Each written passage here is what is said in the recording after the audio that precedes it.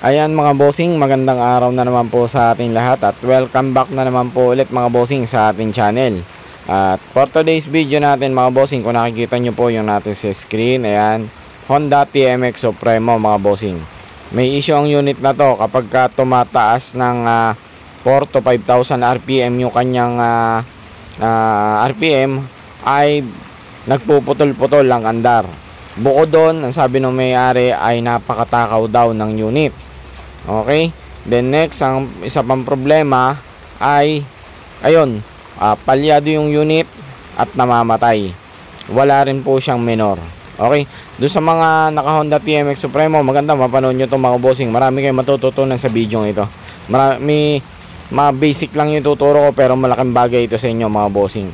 Alam ko marami makaka-relate dito sa issue ng problema ni TMX Supremo.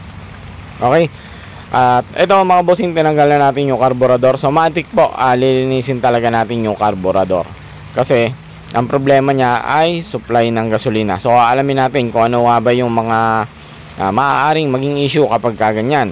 So kapag mag-DDI kayo, mga bossing, ito isa sa po pwede nyo i-check siguro mga every 6 months. Yan, check nyo yan, madali lang. Tanggalin nyo lang upuan, yung 4 na bolt. At ayan, ang bumungod sa atin mga bossing. Napakadumi ng kanyang air cleaner. So baradong barado na, ayan kung makikita nyo. So check nyo yung mga unit nyo na TMX Supremo, baka ganyan na rin yung hitsura na air cleaner nyo. Di ba? So ang trabaho niyan mga bossing ay salain po ang hangin na pumapasok sa ating karburador. So kapag ka po ang ating air cleaner ay ganyan ang itsura, ganyan ang appearance, possible po talaga matakaw na po ang inyong unit.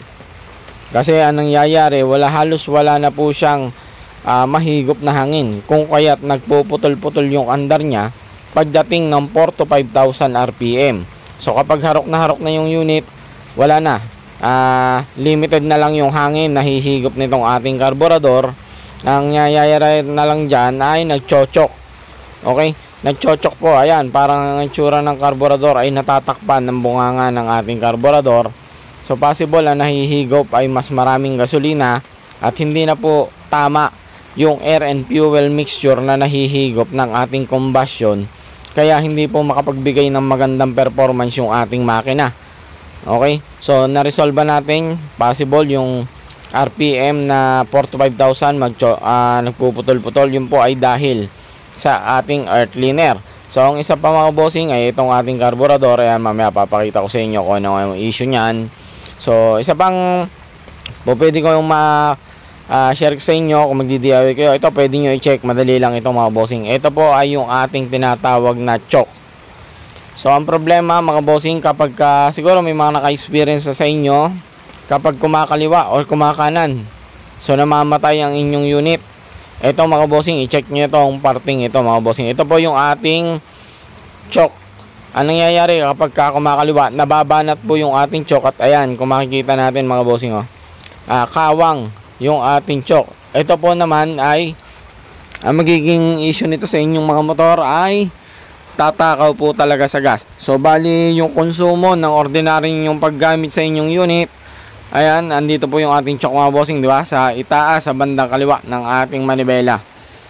So kung meron kasi malimit nangyayari, hindi masyadong nagagamit. Eto, ayan lang yung play mga boss. Ngayon, pag hindi po natin nagagamit yan, ang possible na nangyayari doon sa ating cable ay umuurong po talaga. At nagkakaroon ng stock up. So napapasukan po ng tubig yung ating cable hanggang sa nagkakaroon ng kalawang.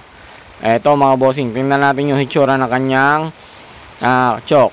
Ayan. Diba? So nakita natin yung isang problema kung bakit matakaw ang unit. Nakachok po ang unit every time na ginagamit. Kaya wala rin po siyang minor at sobrang taas ng RPM pagka binubuhay. Mataas yung RPM pero walang magandang minor. So ito po yung isa sa problema. Yan. Kung makikita nyo, pati yung kanyang spring sa loob, gato na rin, gapak na rin. Ayan. Halo hindi na nga gumagalaw. So ang gagawin natin dyan mga bossing, unang-una dahil wala pa pong mabiling cable si customer, so ang gagawin na lang natin dyan, re-remedyohan natin yan. Mamaya papakita ko sa inyo kung paano natin gagawa ng paraan yan. At papakita ko rin sa inyo kung ano ba yung tamang pwesto, tamang clearance ng ating choke para maiwasan po natin na magka-problema tayo sa supply ng gasolina. Okay, so sa appearance ng ating choke cable, okay, ayos tayo dyan. Kaya na, alam na natin yung ating gagawin dyan. Then punta naman tayo dito mga bossing sa kanyang carburetor. So syempre ang gagawin natin ay bubuksan natin yung carburetor. At kung halimbawa magdi-DIY kayo, so yung isa sa mga po pwede nyo i-check sa inyong carburetor, ito chinek ko na to, wala na akong nakitang ibang problema bukod dito sa kanyang diaphragm. So yung diaphragm nya wala pa naman butas. Yun yung mga isa sa po pwede nyo i-check. Kasi kapag kami butas po ang inyong diaphragm, possible po talaga hindi nagre-response ng maganda yung inyong throttle dun sa response ng makina. So parang delay. Kasi nga yung vacuum ng ating carburetor, kapag butas po ang ating diaphragm, hindi po siya nagre-response at tumataas ng ayos. At dito naman tayo mga bossing, ito yung isang nakita kong problema ng carburetor. Stuck up ang kanyang air and fuel mixture screw. Ayan mga bossing, ito marami makaka-relate dito. Baka ganito na rin yung carburetor nyo ha. So ganito lang yung strategy na ginagawa natin. Kapag nagagalaw pa ng konti-konti, so malaking pagkakataon na yun para mailabas natin yung ating air screw. Pero kapag hindi po talaga nagagalaw, so hindi ko siya pinipilit, sinatsaga ko lang muna na babaran muna ng WD-40 at sa dire-diretsong babad. Within 2 to 3 weeks saka natin binubuksan. So syempre pagka ganitong gumagalaw na, so pagkakataon na po yan para makalas. Utay-utay lang at huwag niyong pipilitin. Kasi pag tumabsong yung inyong flat screw dun sa ating air screw na yan, yari na, wala na, hindi na po talaga natin mabubunot yan. So kapag naglilinis po ng carburetor, kung hindi nyo rin po talaga matatanggal ang air screw, so wala rin pong mangyayari sa inyong ginawang paglilinis ng carburetor kung hindi nyo mabubuksan yan at malilinis yung bandang loob ng ating air screw. Kasi mga bossing, dito po tayo nagbabase. Ito po yung magbibigay sa atin ng magandang performance at dito tayo kukuha ng pinakamagandang timing. Okay? So ayan, buti nabunot natin. Kasi kung hindi natin nabunot, dito kasi wala naman nagbubunot na machine shop, possible talaga pinapaltan yung carburetor. So syempre pagka natanggal natin yung air screw, ang kasunod po niyan ay ang ating maliit na spring. Okay? So minsan kasi na yung ibang mga nagdi-DIY, hindi nila napapansin, nagpapatak. Yung sa loob pa po niyan, bukod po sa spring, meron pa po yung washer and o-ring. So hindi na po natin gagalawin yung o-ring kasi kapit na po yan dyan. Wala rin po tayong pamalit, kaya hahayaan na lang po natin siyang nakakapit doon sa loob. So isa pang nagiging issue at problema, ito share ko lang. Meron kasi tayo naging isang subscriber and nag-message po siya sa ating page. Naglinis lang daw siya ng carburetor, pero bakit bigla na lang nawala sa tono at lalong namalya. Itong mga bossing, yung isang pyesa na buti na nagkausap kami through messenger. So nakita ko yung problema kasi sabi lang naman niya is naglinis lang siya ng carburetor, but biglang nagkaganon. So ito po mga bossing, pagka ito ay nalaglag or hindi nyo naikabit, meron kasi pagkakataon na kusang nalalaglag, meron namang hindi. Kaya nagkakaroon ng problema pag nalaglag na hindi napansin. So ang trabaho niyan mga bossing, ito po yan, karugtong po siya ng ating main jet. Ayan po yung tayo natin mga bossing. Okay, magkarugtong po yan sa loob ng ating carburetor. So yung pagkakabit naman yan, hindi po kayo magkakamali kasi kung alam nyo yung tamang pwesto. So ang tamang pwesto niyan mga bossing, ayan, panoodin nyo po ito. So siya po ay pataob kung ikakabit natin. Kailangan mga bossing yan ay nakalabas doon sa bandang labas ng bunganga ng ating carburetor. Ayan, pag nilagay natin yung main jet, kusa po yan lalabas mga bossing. Kailangan mapapansin nyo po yan dyan sa bunganga ng inyong carburetor. Kung hindi nyo po mapapansin, ibig sabihin po yan ay huwag nyo hihigpitan at yan po ay baliktad. Okay, so nangyari sa kanya, nalaglag ng hindi niya napapansin. Ayun, so buti nakita natin, video kami ganon, sabi ko patingin sa kanyang carburetor at ayun yung nakita natin, napansin natin. So buti nakita pa niya doon sa kanyang pinagkalasan yung pyesa na yon. So malaking bagay yun mga bossing. Minsan nangyayari rin sa akin yan, minsan nalalaglag na hindi ko napapansin, minsan nagmamadali, ayun, di panibagong baklas pa ulit ng carburetor. Dito naman tayo mga bossing sa ating choke. So ito yung choke, ayan, makikita nyo mga bossing yung diferensya ng ating choke, di ba? So pinalitan na rin po natin siya ng spring, at ito yung diferensya ng dalawa. Yan, before and after natin mga bossing. So kita-kita po natin, di ba? So ibig sabihin naka-choke, nakataas, at ibig sabihin talaga napakatakaw po niyan sa gas.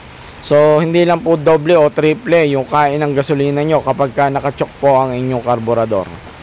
Okay? So ang trabaho lang po kasi naman ni choke ay kapag yung medyo napakalamig ng ating makina, saka lang po natin siya ginagamit para magbigay ng supply na mas maraming gasolina papunta sa ating combustion chamber. Ngayon, kapag marami po ang gasolina na pumapasok, yan po ay talagang mataas yung ating minor. So yun po yung trabaho ng ating choke. Yung iba naman, auto choke, yung tinatawag na kapag binuhay, gaya ng mga Honda Click, ayan po, ng mga naka-auto choke po yan, may kanya po yung choke at hindi nyo na po manual na i-choke. Okay? Kung mapapansin nyo yung bandang dulo ng ating choke, ayan, meron po siyang bakat, di ba? So dito po siya nakabara mga boss. Ayan. Diyan sa butas na yan, nakabara po yan. Ngayon, kapag yan mga bossing ay nakaangat or kahit kaunting angat lang at singaw, possible lalabas po ang gasolina dyan at madadagdagan ang konsumo na inyong gasolina. So yun yung kapag yung kumakaliwa kayo, nababanat yung cable, umaangat po yan, kaya namamatay po ang inyong mga unit. Yun po yung isa sa issue at problema. Kaya kapag minsan nag-check kami, ikakaliwa ka naman lang yung unit, makikita mo na agad yung problema. So ayan, di ba? Kung kanina tingnan nyo ito mga bossing, itong bandang butas na to, kasi dito dumadaan yung gasolina. Once na iniangat po natin yan, ayan, okay, so kung makikita nyo, ang ganda na ng play. So tumutulak na ng maganda yung ating spring, sumasarado na siya. So kapag nakaangat, dyan po lalabas yung gasolina. Mas maraming gasolina ang makukonsumo ang inyong unit. Okay? So yun yung mga tatlong bagay na po pwede kong may share sa inyo mga bossing regarding sa karburador at sa kain ng gasolina at sa timing. So dito naman tayo mga bossing, naikabit ko na yung karburador, nalinis ko na, naikabit ko na rin yung ating air screw, at ito yung ating choke mga boss. Cable tie yung ginamit natin. Ayan. So hihilahin na lang ito ni bossing kapag kailangan yung i-choke. Kasi itong cable na to mga bossing, hindi na natin po pwedeng gamitin niya kasi stock up na yan. So magkakaroon lang ulit tayo ng problema pag kinabit pa natin yan. So habang nag-aantay kami ng pyesa na pamalit dun sa ating cable, tsagain muna natin dun sa ating cable tie. Yun lang yung po pwede natin gawin. Okay? At ito naman mga bossing, tatiming na natin yung unit. So umpisa tayo sa sagad, yung pasok na pasok yung ating air screw. Okay? So sa timing na ginagawa ko, ganito po siya mga bossing Okay, iikot natin siya. Ayan po, yan po ay kalahati. Pag iniikot pa po natin yan, yan po isang buo. Next ay isa't kalahati, dalawat kalahati, tatlo't kalahati, at ikot pa po ng kaunti, 3/4. Ayan, 3 and 3/4 po yung ginagawa kong timing sa TMX Supremo. Minsan kung hindi po naka-pipe or hindi naka-chicken pipe, okay, kanya-kanya rin po sa ng timing mga bossing. Okay, so ito testingin natin mga bossing kung ayos na ang kanyang minor at madali na ba siyang pandarin.